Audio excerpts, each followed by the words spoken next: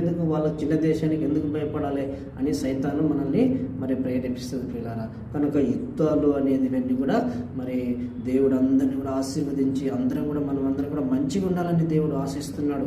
అయితే మరి యుద్ధాలు ఇవన్నీ కూడా దేవుని ఒక చిత్తం కాదు, దేవుని ఉద్దేశము కాదు. కనుక ఇవన్నీ కూడా మరి అవసరమైతే దేవుడు ఇస్తాడు, కానీ దేవుడిచ్చే యుద్ధాలు వేరు, మనుషులు మరి సైతాన్ని ఇచ్చే యుద్ధాలు వేరు. చూడండి, మనం సైతాను ప్రేరేపణ ప్రకారంగా ఉండకూడదు.